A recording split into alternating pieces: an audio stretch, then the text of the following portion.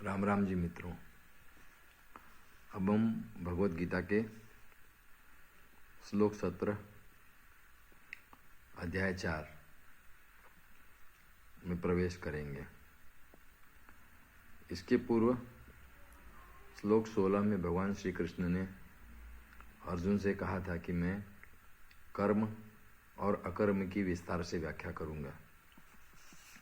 इस श्लोक में वे कर्म और विकर्म की और अकर्म की व्याख्या कर रहे हैं।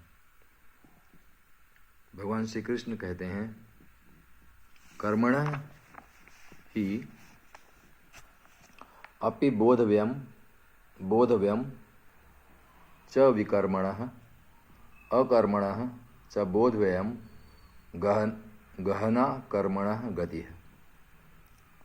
अर्थात कर्म का स्वरूप भी जानना चाहिए और अकर्म का स्वरूप भी जानना चाहिए तथा विकर्म का स्वरूप भी जानना चाहिए, क्योंकि कर्म की गति गहन है। तो यहाँ पे भगवान श्री कृष्ण कर्म और अकर्म के बारे में बता रहे हैं कि जो कर्म की गति है वो गहन है, अर्थात गहरी है। उसे सूक्ष्म रूप से समझना होगा। अगले श्लोक में भगवान श्री कह रहे हैं, कर्मणि अकर्म यह पश्येत अकर्मणि च कर्म यः सह बुद्धिमान मनुष्येषु सह युक्तः कुत्सन कर्मकृत।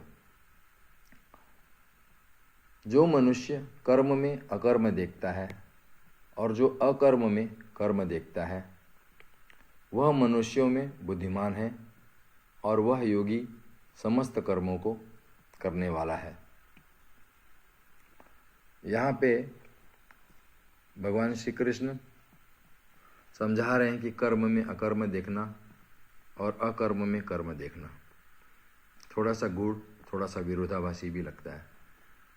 तो इसे समझाने के लिए मुझे मेरे गुरु भगवान श्री रजनीश की याद आती है, जिसमें उन्होंने एक बार फिल्म अभिनेता विनोद खन्ना ने पूछा था कि मैं अपना अभिनय किस प्रकार करूं और जीवन को किस प्रकार देखूं।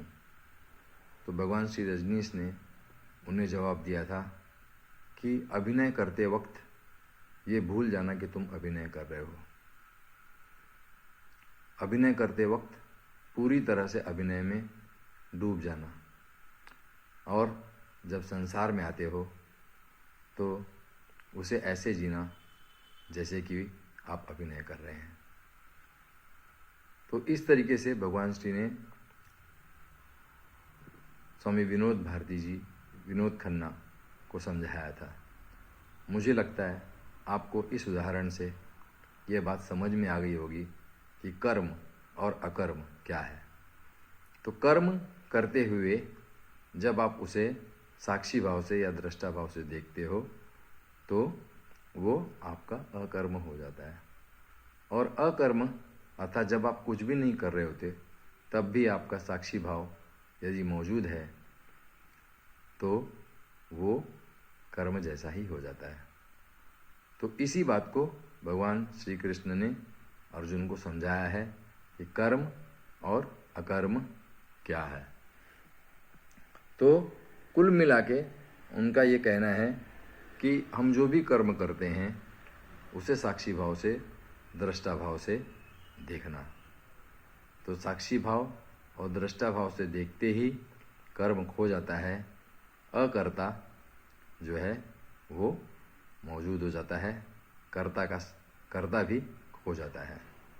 इसी को भगवान श्री कृष्ण अर्जुन से कह रहे हैं कि कर्म जो है वो आपको करना होगा, लेकिन कर्ता बनकर नहीं। और यही बात अर्जुन को सहज करेगी, क्योंकि वो युद्ध करने के लिए तैयार नहीं था।